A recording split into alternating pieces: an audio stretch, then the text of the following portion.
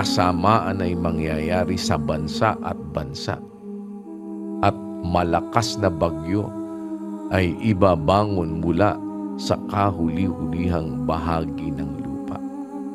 Wala na makapasok na rescue. Yung mga rescuer, nakikita ko, nagdala, hindi na makatawid sa ilog. Ang tubig, mga anak ko, dili naman madayag. Inanay na siya nag-us-us niya. Tihang sa taga-diri na, ngadto ko sa kuan, nablaka ko yung mga kapatid ba. Ngadto ko sa gawas, naanod man ko dito noon. Nakakabyon ko atong kuan. Kakabyon ko sa tubo, kakuskos poste, nagbaybay na ko nga sa kilid. Hilar ko dire. Mukoy kaon. Kayo naman ko magamit yun. Akong kuan, kilaw na ko bugas, brad. Kana na ang laki, may manlutaw. Kualas ko. Dininisan muna namin kasi naabutan ng baha, hirap na mag-stay. Kailangan ayusin mo. Ayusin muna. Mga 13 years na po kami dyan. Ngayon lang ko talaga siya bumaha. Parang nag-flash flood. Lahat ng gamit namin at saka yung mga gamit sa balay, appliances, wala talaga. Was out. Nandun naman po ang kuan ba, pundasyon nandun. Pero yung sahog kaganon na, pasira na talaga, friend. Na gano'n na siya. Pero taingon niya po ko, salamat sa Diyos kay sa among lain barangay, dagan sila patay. Luya sa San Pio, akong gibisita pag-augma, wala na di balay, urot na. Kala ko, swerte na imi. Naiawa dyan ang Diyos ba?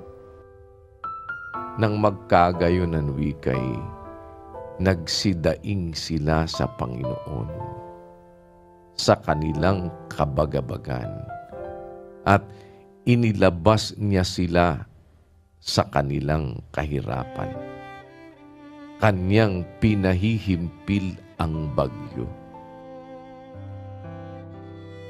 Huwag nating kalimutan, sa ganitong mga pagkakataon, wala naman tayong ibang masusulingan sa buhay. At sa isang nagtitiwala sa kapangyarihan ng Diyos, kahit hindi pa bagyo, ang lagi mong tiwala, yung magagawa ng Diyos sa ating mga buhay. Ngayon po, mga kapatid, ay panahon ng pagdaing sa Diyos. Mato na ako, naadji pagligtas niya. Sa akong anak po, burag dito lang, sa kuwan lang dito lang sa pagpanalangin sa akong anak. Kalmara siya, di pareha sa uban bata ba nga. Hilak na, maratol siya. Wala rin, kalmara siya. So pag-abot ako sa ato, dito na ako nag-pray ko nga ayaw pasaylo, nga sa akong mga pagkuwang, sa mga kapatid. Tapos saylo ako, niya, ugmao nam ginilas na mo. Inaot ang mga bata lang, maluwas. Maro dito ako Sa paggungan ako pray, effective juga siya. Kay ang side mirror sa motor ni nakita naman hantod dyan sa ligid ko.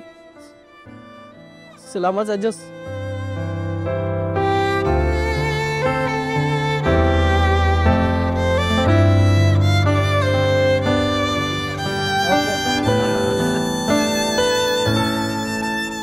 Andito po kami para makiramay po sa inyo dahil gusto po ni Kuyang kamustahin po kayo.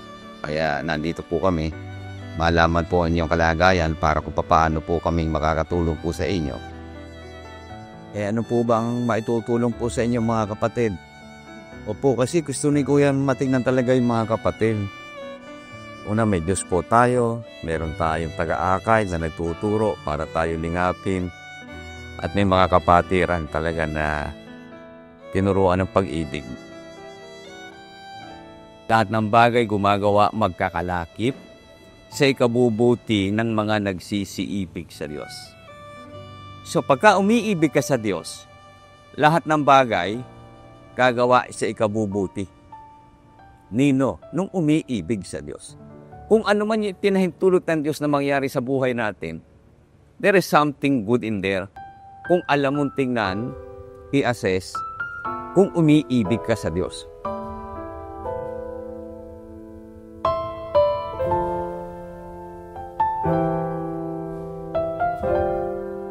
Salamat sa Diyos, bro.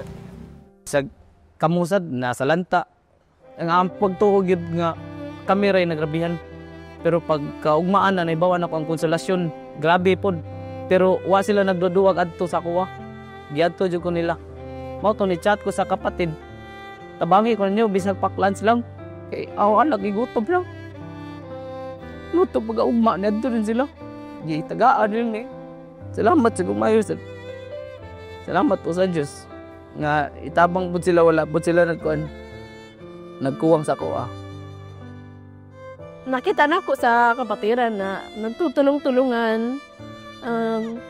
Kanang, kay kung dili, wala ko sa MCGI karon, wala ko kibaw sa ako ang inabuhi ko. Asa ko kasi, wala nang kiginikanan, puro nakaanak ko nga ada diri ang akong pamilya. Tulong ng Diyos, nararamdaman ko sa buong kapatiran sa MCGI na may kapatid talaga ako, may Diyos talaga ako. Dili na ako mahadlok sis kung asa ko maabot, asa ko ugasa man kumakuan, unsa may mahitabo sa akong kinabuhi o na ko'y mga kapatid na salig na ko na naaday mga kapatid nga tulong nimo, tabang nimo. Naot ko nga, antod sa hantod, dili magsawa ang mga kapatid sa pagtulong-tulong. Salamat sa Diyos na tungod niya, ang mga kapatid na stay lang gyapon na mag-iibigan sa isa't isa. Salamat sa Diyos ng marami. Isang bagay, ang Panginoon ay magiging matayog na muog sa napipighati. Matayog na muog sa mga panahon ng kabagabagan. At silang nangakakaalam ng iyong pangalan ay maglalagak ng kanilang tiwala sa iyo. Sapagkat ikaw, Panginoon, ay hindi mo pinabayaan sila na nagsisihanap sa iyo. Bilang isang bayan, mga kapatid, na nakikinig sa Diyos, pagtulong-tulungan nating gawin yung kalooban ng Diyos para pakinggan tayo ng Diyos. At pakinggan din natin yung sinasabi ng Diyos na ating pakinggan para pakinggan tayo ng Diyos sa ating mga daing. At pag dumadating ang panahon ng kabagabagan, mayroon tayong maaasahang matayog na muog na maaari nating matakbuhan. Mayroon tayong madadaingan na makikinig ng ating mga pagdaing. CIS MCGI shines. To God be the glory. Goodbye!